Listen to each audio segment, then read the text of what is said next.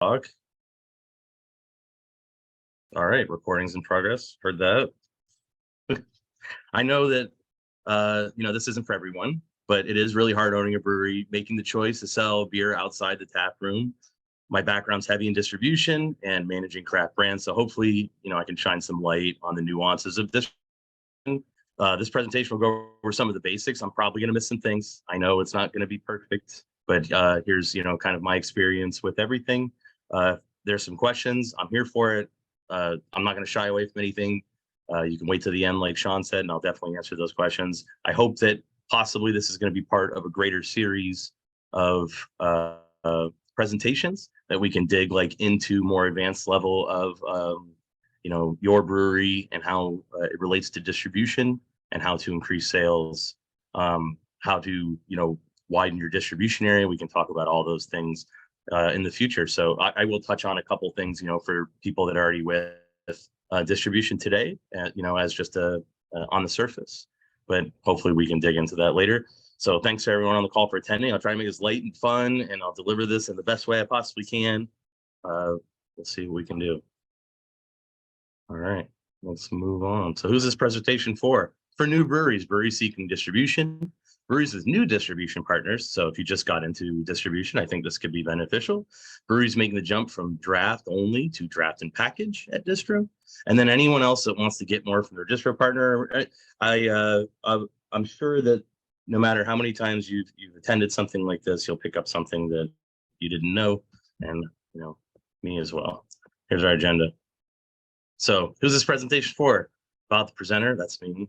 Distributor resource, evaluating your brewery, distributor breakdown and the choice, signing a contract that works, time to prepare, delivery and orders, and the off-premise world. And the reason why the off-premise gets its own slide is because I want it to.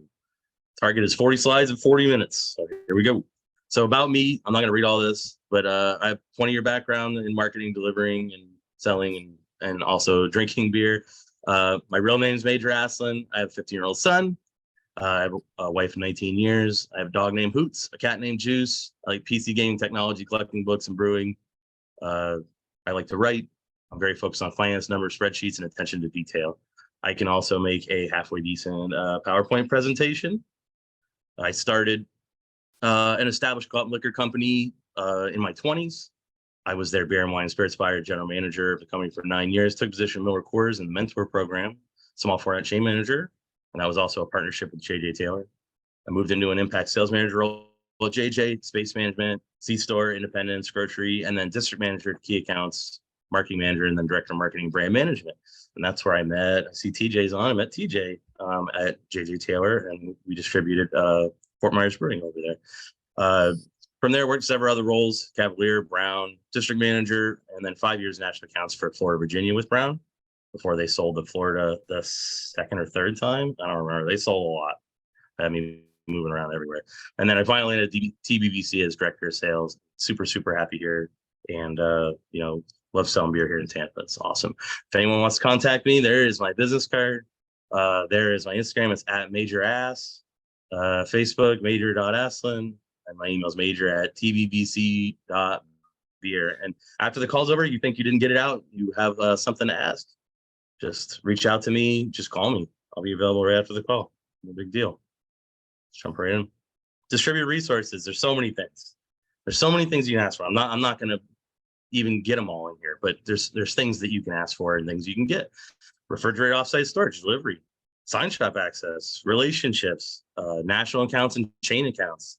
You get a sales rep that promotes your brand. You get a quality assurance, and you also get a small amount of abdominal discomfort.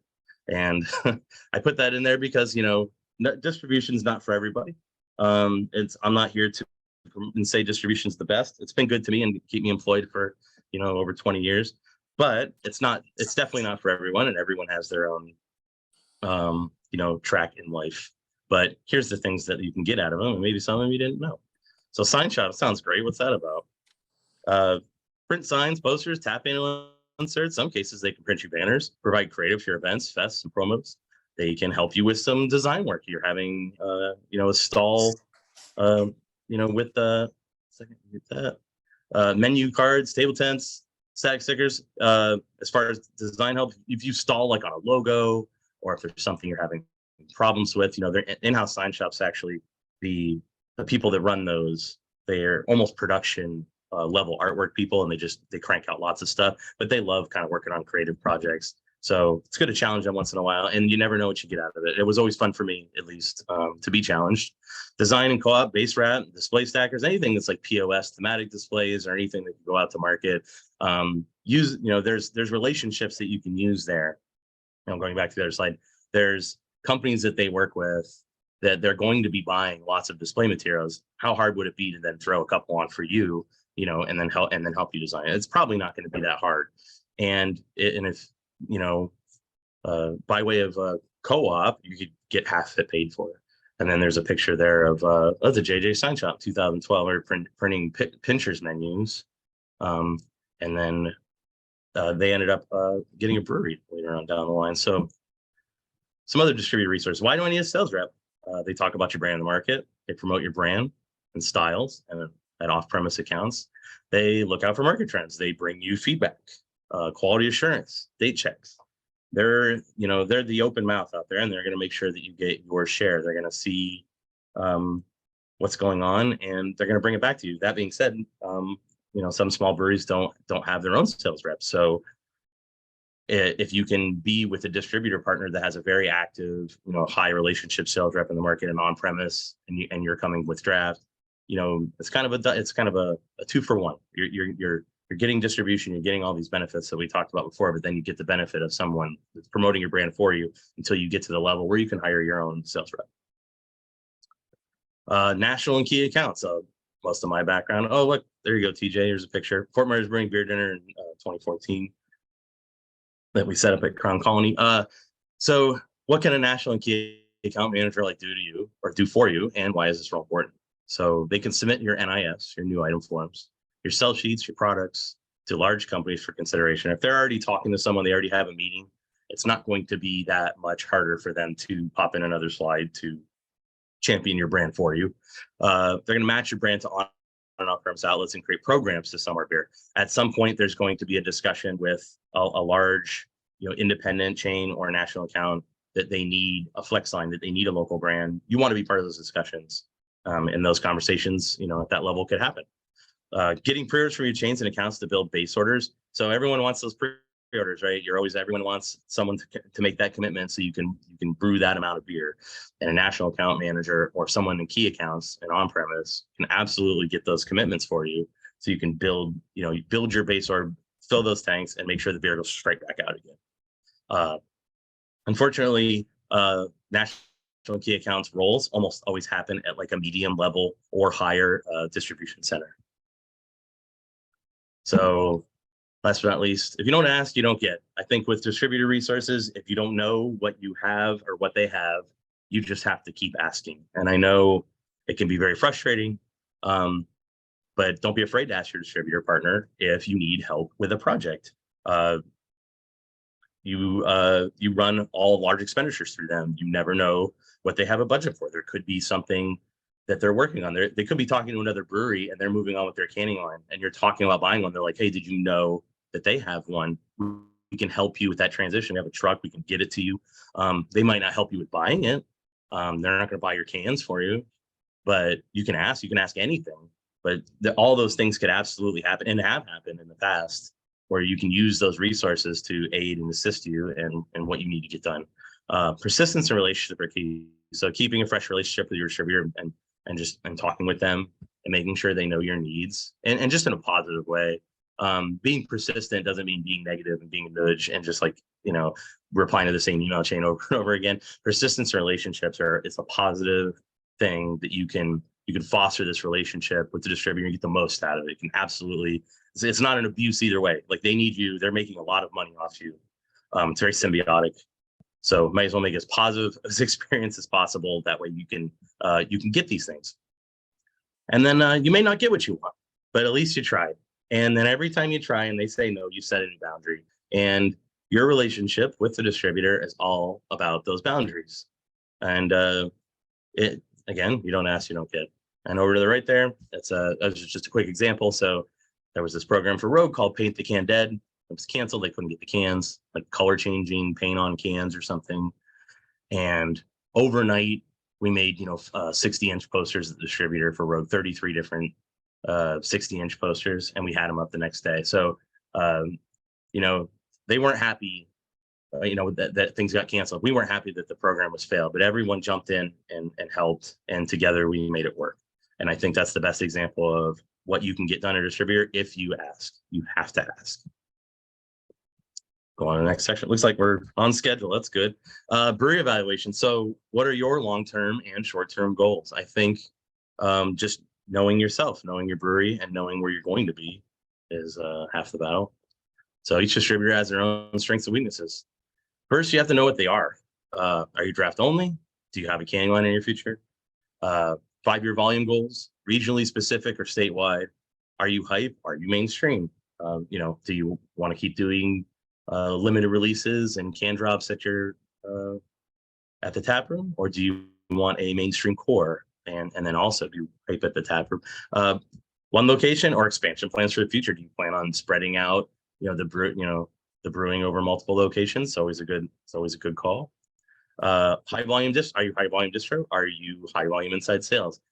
That could extend into events. Are you high volume events? I think all these discussions need to take place before you decide on your distributor partner, because if you are high volume inside sales and high volume events, what distributor would you go to? A large distributor? Would you go to a small distributor? And what could they offer you to see if people can get there to your brewery, see where you make the most money? Are you hiring external sales reps? So are you at the level where you're ready to hire a rep? I think that plays a huge role, and then where you want to be as far as a distributor. So here's some examples I put together, and there's not one size fits all, but I think if you want to match apples to apples, I think we should take a look at it. So are you hype, draft only, some tap room releases? B, regionally specific with canning line? C, large single location, event center, some tap room releases? Are you D, high volume can, bottle distro goals with sales reps? Are you already at a point where you have established, ABC? And then E, are you a hybrid of any of the above options? There is an answer where you fit all this. So now we know, or you're thinking about what kind of brewery are you and where you fit in life. Let's look at each distributor, see what they have to offer, and maybe we can choose one for you. So what distributor fits your needs the best? Here's the distributors that I could think of, and I may or may not name names. I don't know. I'm trying not to name breweries. I'm trying not to name different things. But so what distributor fits your needs the best? There's a small regional distributor, so 1 or 2 counties, has almost exclusively draft, has several small local breweries signed. They do not have, I'll note that they do not have a leadoff brand. So medium regional distributor has a leadoff brand with cans and retail packs, has multiple breweries signed that offer a mixture of hype and mainstream options, delivers to craft beer chains. And this is on the surface. So they might execute Total Wine only, or they might execute Total Wine, a little bit of ABC pre-order action. So that they can, if you're at the point where you want to see your stuff at retail, they can take care of you out on the surface. And then there's Statewide Craft. So it's a large distributor, very large, with under 10 sales reps. They specialize in craft. They have merchandisers throughout the state. They have multiple significant local and national brands, distributes to most channel outlets, including Publix. So this is like, at the very minimum, this distributor can help you enter into the glorious, Emerald City that is Publix, and you can then crack into that to get your first taste of those sales over there, and also what comes with that. And then there's AB Miller aligned large distributors. So AB Miller aligned large distributors usually have huge multinational conglomerate brands, a very strong local brand. They always have like 1, possibly 2 very, very strong local brands, and they deliver to any chain or outlet. They have C-store channel lockdown, so they have they deliver to any and all things. They have a solution for everything. They're very flexible, but it's definitely not a one size fits all, because you could be lost in the equation, really. So it's not for everyone, and it's for some people. And then finally, 5, none of the above or self-distribution. And in a perfect world, I know everyone wants the option of self-distribution, or just to make the choice, or they don't want to be distribution. So if you don't fit, you don't fit. So small regional distributor, So they're most likely to be a great fit for draft only. So if you're a small brewery, you're looking to penetrate draft, it's just a small, healthy outlook for you to be with a smaller and grow with someone like that. So they'd be a good option to distributor not have a number one core brand, and you would be their main focus. So being someone's number one is always the best. You'll definitely see a pop in sales from that. If you do not have a sales rep in the market, they would take place that missing piece for you to an extent until they don't want to be anymore. But they're going to make money off selling your brand, so they should be pretty excited to do so. Pickups would be frequent, so you could probably expect like a twice a week pickup with a small regional distributor. There's a high likelihood the distributor probably won't always have access to a refrigerated truck or storage space. They might only have one truck. If it breaks, that's an issue. Sales reps may also be delivering beer that they sell, so that time is an issue. They might only have like 2 selling days and 2 delivery days. Co-ops or POS handles incidentals will most likely be tough to navigate. And then distributor probably won't have an in-house sign shop, but could figure out something, for your tap handle stickers and stuff like that, and get stuff printed if it's very important. They'll just have to go to a third party, so it won't be cheap for them. So medium regional distributor. So is bigger always better? I guess it depends. A medium regional distributor will cover multiple counties and already have a strong leadoff brand in their portfolio with a canning line.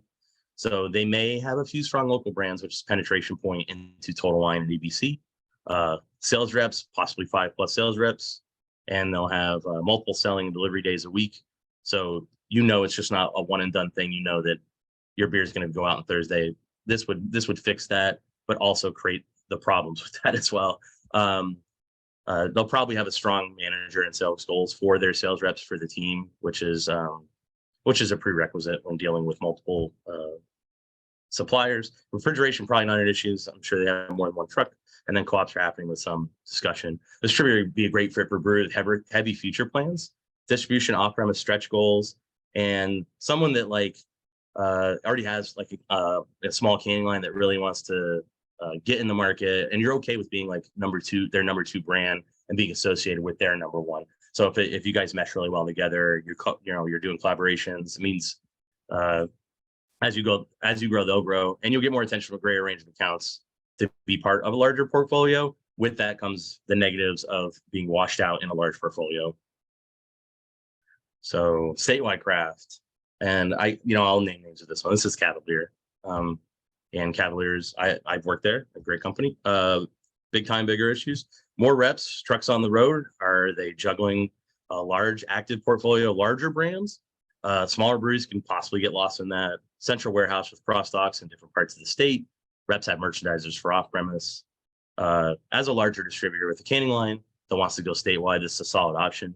You almost have to keep a motivated sales rep in the market. So with something like this, if you're with someone like a Cavalier size distributor, you have to have a sales rep or you're going to be lost in the shuffle. So and possibly multiple sales reps. And they have a lot of brands. They do a lot. And but you need someone to be that champion for you at this point. You can't pass without a sales rep. And then there's the big AB Miller houses of the world. So it's like Game of Thrones, but the throne is cardboard and you're selling sugar water. So massive distributor, hundreds of employees, and part of a larger network. So on-off C-store routes are separated. So just, tons and tons of sales reps everywhere. One craft brand per distributor manages your brand, gets your orders. It's impersonal, but it's efficient. So everything's about efficiency. I think that's the name of the game with any AB Miller house. This works best for the largest brands. So you're part of the machine for the good and the bad. If you're a huge brand and you can benefit from, you're probably already signed with one of these. This isn't something that you would choose lightly. You are probably already a large, very large, important brand regionally, and you're looking to make a play. So they have every beer outlet covered. So there's small potential for you at any national account chain. So if you play the game right, you can get to Publix. If you have a motivated sales rep, sales professional, owner, sales manager, sales director, you will be in Publix with a AB Miller house. But you have to be ready. You have to make enough beer, and you can never run out. This option requires sales rep, sales manager, director, national account manager, et cetera, et cetera, et cetera. You need quite a large staff to be able to handle something like this. And nowadays, AB Miller house are cutting brands. So this is these days, almost an impossibility. So that covers the distributor breakdown. I know that there's, some stuff can fall through the cracks, but it happens. So you're ready to sign contracts. What are the basics? What do you do? What to avoid? I'm just going to go over this real quick. I think everyone's, Googled themselves, and they've Googled contracts and everything. So I think the main focus here is read everything. You can't miss anything. If you miss anything, it's on you. If the distributor misses anything, it's on you. It doesn't matter what you do, it's on you anyway. This is your one chance. There's limits, rules, and hard stops to everything. Each outline in the contract is very clearly stated, but you can state anything you want and they can sign it. But you just have to talk them through it, talk yourself through it, possibly your lawyer. It just really depends on what you're looking for. I would suggest getting another set of eyes to look before you sign your life away with a contract, because these are for life. Florida, they own you. They own your distribution rights. They can sell your distribution rights. They can trade your distribution rights. And you really don't have too much to say about it. You're in for it, and that's it. So if you're going to do this, you got to do it right. I would suggest reading the Brewer's Law Distribution Agreement Guide. There's a picture over there to the right. I think it's the standard. I think everyone here would very much benefit from reading it. It's a must. It has what you can and cannot do clearly listed. There's 2 columns, just for those who haven't seen. It says breweries can and breweries cannot. And you go right down the line, and it's item by item, and it's very, very clear of what you can do and what you can't do. And it's absolutely a prerequisite. Read the bill at HB 145 that was passed in 2022. It's on myflorida.gov. Just type in HB 145. It's an amendment to 563.042. So it talks about the taxes implemented, that they're going to remove those, that there's been changes. So get ahead of this, read the amendments. You can actually follow it like a Wikipedia article. You can click around, go through all the amendments, read about the changes in your market, and then familiarize yourself with the laws too. Go type in Tide House, Florida, read about the different changes, and just be educated when you walk into this meeting or it's time to sign something. You want to have all these things in front of you to make an educated, informed decision. Read all the literature, catch up on everything. Absolutely, 56137 is a must. HB 145 a must. Please read those. So here you got the contract in front of you. You got to add and remove what works for you. So you got your contract, and you have this option to make an edit. So write something up that's pertaining to the temperature of the beer at delivery and pickup. They'll say something in there that it has to be quality, or it has to be this, or it has to be that. Just state the temperature. State what you want when it gets there, refrigerator truck, when it's delivered. This can cover you in multiple ways, but this ensures that they have a reefer truck and they have cold storage. So without asking for a reefer truck and cold storage, you're designating the temperature, so you will get reefer truck and cold storage, part of your contract. Write an OOC clause or QAM clause in the contract. So there will be on any standard document distribution agreement that you download from the internet. I have one. If you guys want to see it, just shoot me an email, and then I'll send it over to you, which I've written a QAM and OOC clause into. So OOC is add a code. So you want a short coded, close coded clause in there that says very specifically, who owns the beer, what happens to the beer, who, when it gets sent back, what they're responsible for. Is it a co-op? Are they paying full price? You want all that to be in there. And then also a QAM clause. So the quality assurance clause, basically, date checking and retail checks, and then who's responsible for those things. If it's already in there kind of a little bit in a generic clause or in a generic distribution agreement, just make it more defined. Don't leave any stone unturned with that. State and change the amount of time you're comfortable with the distributor not picking up your beer. So status quo and state law-ish is 18 months. I'm sure everyone's read that. I'm sure if you're unhappy with your current distribution, you've already Googled, what can I do? And you've seen that it's 18 months. Well, it doesn't have to be, not if you get them to sign something that says it's less than 18 months. So state co-op and POS, supplies, print, tapping house, advertising, that includes discounts. So if you're going to do a TPR, if you're going to do a case one, mix and match, if you're going to do keg control discount, if you're going to do any of that kind of stuff to make a QD, make sure that it's in there, that all those things are co-opt and that they'll pay. Be very specific.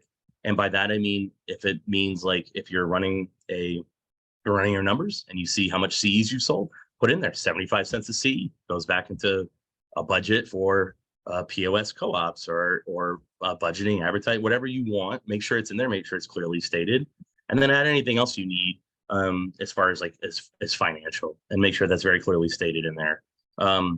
If you have any other brands, so this is very specific to people that want to branch out, and you're at a point in your brewery where you want to have a wine, or you want to have a spirits cocktail, or spirits, or whatever. Make sure in the trade designations part of your distribution agreement that is very clearly explain what is theirs, what they can sell, what they're allowed to sell, the beer or whatever you're selling, and then what's theirs, what's yours. So you can say this is yours, but if I do any, if I do any kind of distilling, if I do any of this cocktails, anything in the future, like absolutely, that's mine. That's not yours. So I think it's very I'm not going to say which brewery, but it's been a very famous decision. It's been in the news lately that people are pulling out of distribution because of disagreements with this.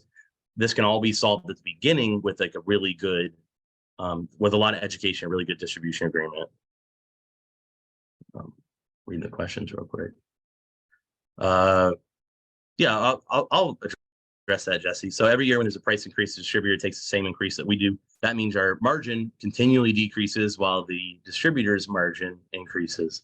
So yeah, they will give you like an email and saying we're going up in price. I just got one from Reyes the other day that they're going up. I didn't agree to go up, but it doesn't matter. They're going to do whatever they want. So they'll take 50%. Like if I go up $2, they'll go up $4. So it's like, a 50% drawback. It's not a true 50%, right? Because they're not incurring all the other stuff that it comes with the price increase. That and you're pricing yourself, and you're worried you're going to price yourself out of the market, or your 6 barrels are going over a certain amount, and these accounts don't want to buy expensive 6 barrels, or whatever the case may be. You can put in your contract, what time a price increase will be negotiated and how much in there.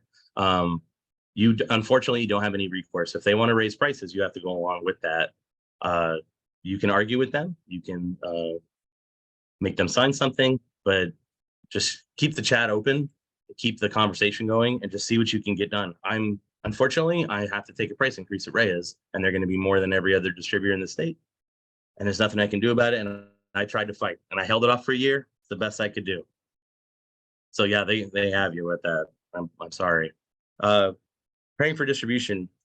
So what's in your toolkit? So when you're going to distribution, like what are you doing to get ready? What are you doing to make sure that you are in the right place, right frame of mind, in a healthy spot for your brewery? What do you have in your toolkit? So I think the first thing you should do is you have to get with VIP, and you have to get there and set up your item catalog. So there's the link there, and I can send that to you if you want. And you create your brand, products, and packages. So you can see in this picture over to the left, brands, products, packages. In the menu, you can then create a new one. You upload all your pictures. If anyone does online ordering, if your items get out to Drizzly or to any delivery thing for wine, ABC, like you can order stuff online or see your products. They pull everything from VIP, so you have to get that straight first. So get all your products in there, your percentages, your styles, get all that done, put it in VIP. With that, every time you do anything in VIP, you have to have your distributor fill out a VIP information commitment form.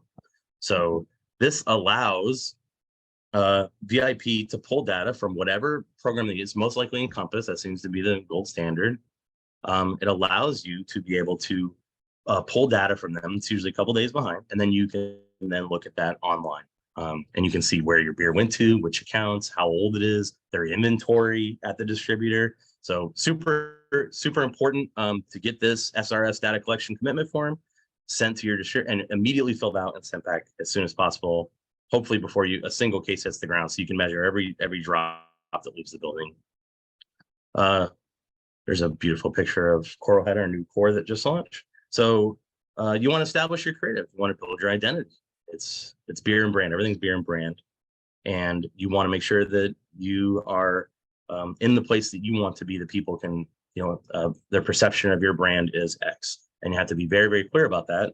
And then you get something that's a desirable result. So that's just using this as an example. So that's our Reef Donkey and our Coral Head, our TBC logo. It's just something our design department put together.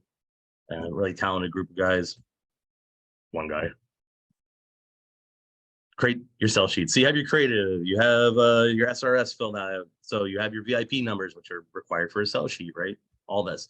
You probably already went and got your barcode at gs1us.org or whatever website you want to use. So you're ready. You're ready to have your sell sheet, ready to have this. You're almost there to the point where you want to NIF. So what's on a sell sheet? I think you just want to make sure you have your release dates. You want your, you want your description of the beer. You want a picture of the beer.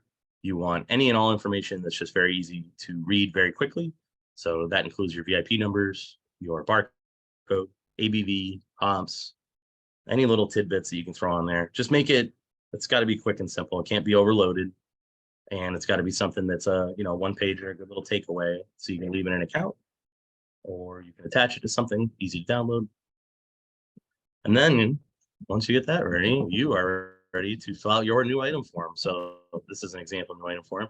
And it asks for all that. Attach your sell sheet, your creative, like where are you going to be, your alcohol, all that stuff's all in here.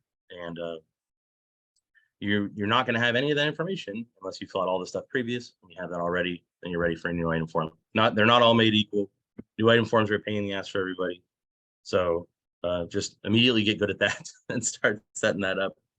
And then preparing for distribution by mobilizing the troops. Schedule a meeting with your distributor, talk to the whole staff, your place or theirs. So I would suggest, bring the distributor to your brewery, have a party for them there.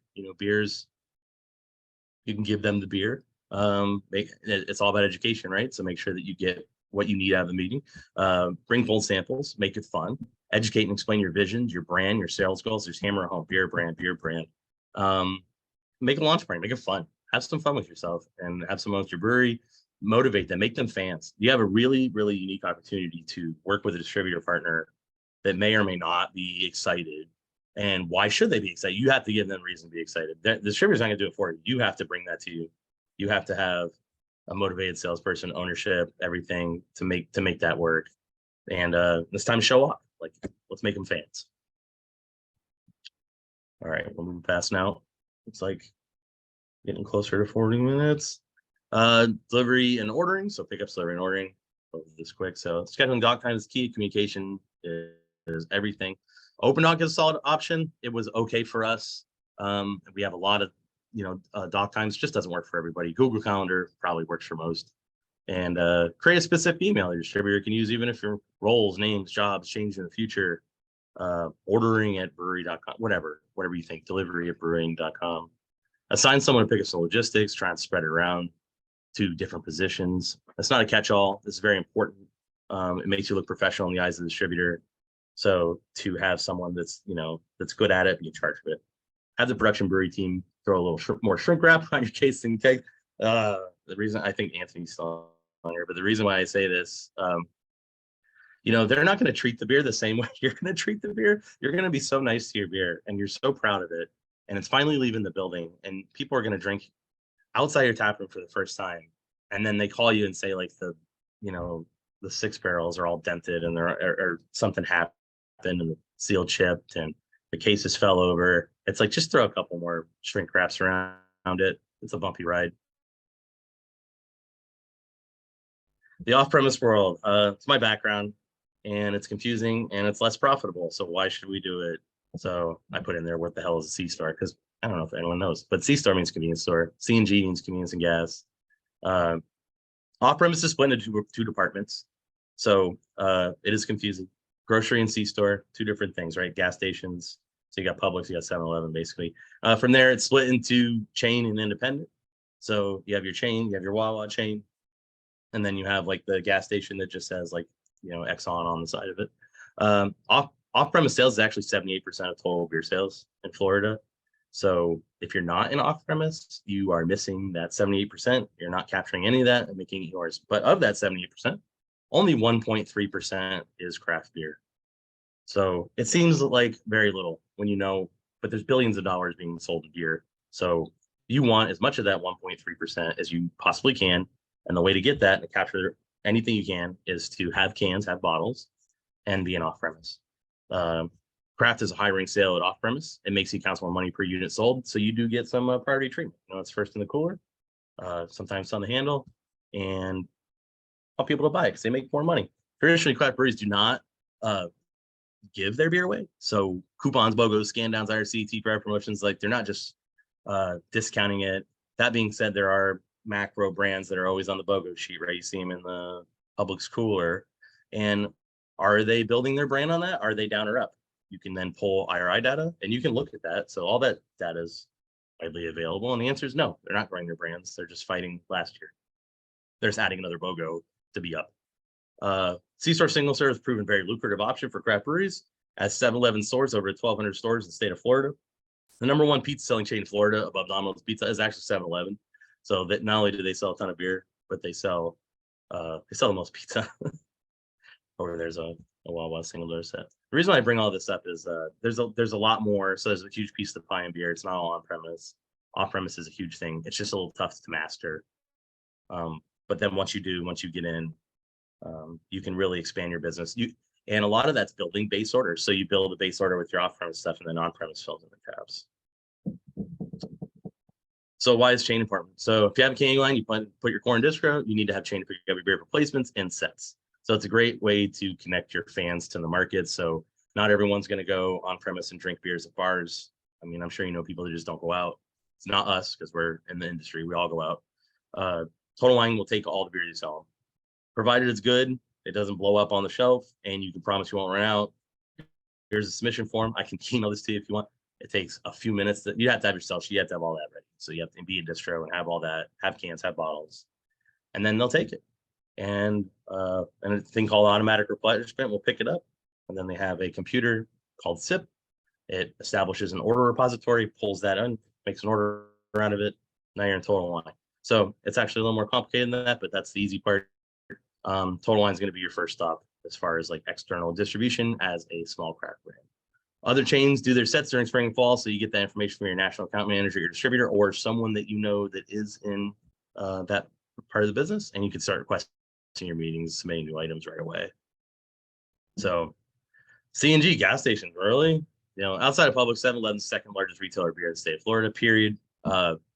Bigger than anything. Mastering C-store should be a low priority for most breweries, but it doesn't make it less important as you grow and as you see the benefits of being in off-premise and see how it kind of snowballs back into on-premise and tourism and all that stuff. It becomes more important. And C-stores build your IRI data. So the data that large grocery chains and on-premise chains too, like an ale house or something, they used to make choices on those spring and fall handle sets, menus, placements, all that stuff is built on like Nielsen data or Fentech data. And you can buy this data and see it. C-stores build that data up. So if you get into these 7-Elevens, you get into these Wawas, you can build your IRI. If you plan on having 60-ounce cans and 18.2-ounce cans, it can be a great way to move some high profit beer. And then penetrating chain C-store almost always requires a AB Miller distributor or trained space management analyst. So someone that just knows the business a little bit, that can tap into that. It's unfortunate. When I say it almost always requires it, you can do it. And the proof is here. I mean, I wrote a presentation on how to activate items at 7-Eleven. It's very easy to do. All it takes is like a medium level relationship and you're in. So it can be done. And with that concludes, that's my 40 slides. And now we can do a little Q&A. Is there any questions out there? Thank you, Anthony.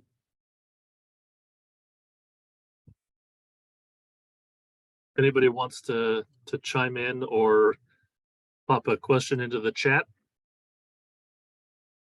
It can be a difficult question. It can be your displeasure with your distributor. If you have something unique that's happening to you.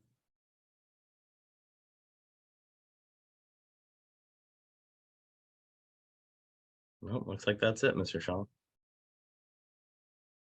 Really? Nobody has any questions about distribution? I think there might be a Comments question in the chat from Jesse. Oh. I got Jesse's he talked comment. about that one. Can you go into IRI a little bit more? A little more information on how to pull those reports, like how to utilize them, things like that? Yeah, sure. So you can do two things. You can reach out to like Nielsen. Yes, Anthony, I want to grab a beer after this. That's a good question. Um, yeah, so you can go to like someone like Nielsen. You could just Google their company and you can say, I'm interested in beverage IRI data. They'll send you a sheet. You can check off on an order form. I want off premise, these counties, this state. I want all craft brands. I want cider brands. I want whatever. And then they'll send it to you.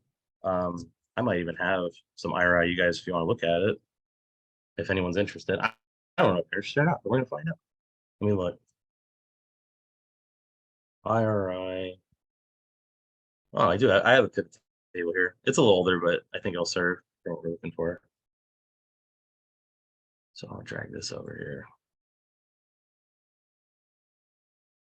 Can you guys see that on the screen yet? Mm-hmm. I'm gonna close the PowerPoint, and I'm gonna share my other monitor.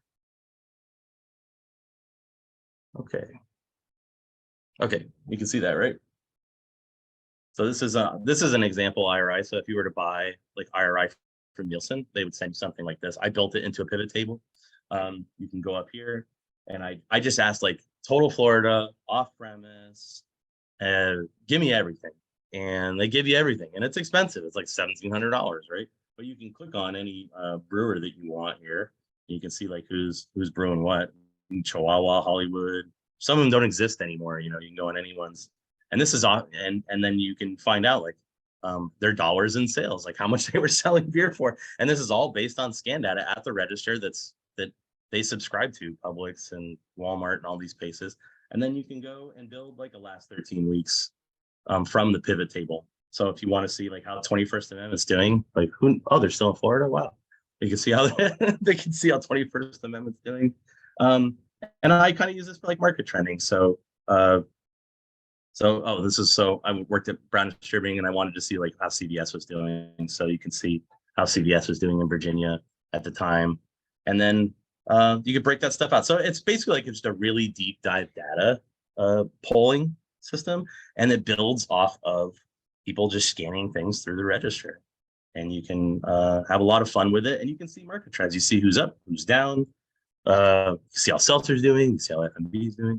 And from this, you can go into like a really high level, like, I'm just throwing out there, you can go to like a Target Winn-Dixie meeting and have like a really good knowledge of like their sales, what they're doing, how we can improve market trends without feeling like you're left out. So that's IRI data.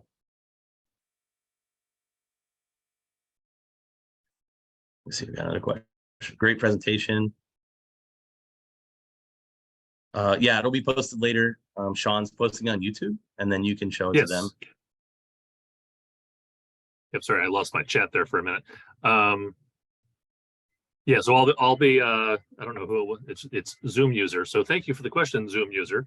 But yeah, I've got this recorded, and I will be putting this up as soon as it finishes doing whatever it is computers do to videos to make them uploadable. And then the upload probably, but yeah, but it'll be up by this afternoon, and I will put a link in the forums as well for anybody who is interested in going back and referencing it and using it. It's available on our YouTube channel. Awesome. Any other questions before I hop off? Any other data questions or? Sherry had a question about a list of smaller regional distributors that a brewery can review them when deciding to go into a new territory. Absolutely. Yeah, I think it's not like a publicly available thing. There's no like repository of that. I think it's more of like a mentor, situation. But there are, yeah, I definitely could like send that out. My email's on that slide. So if you just want to send it's major@tvbc.beer, just shoot me an email and I can give you a list, of distributors in your area and your counties that would be more than willing, to work with you. And then those contacts.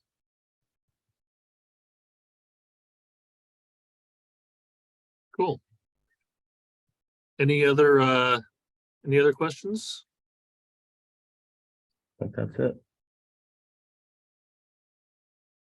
All right. Thanks, well, guys. I thank everybody for hanging out. Major, thank you so much for doing this for us.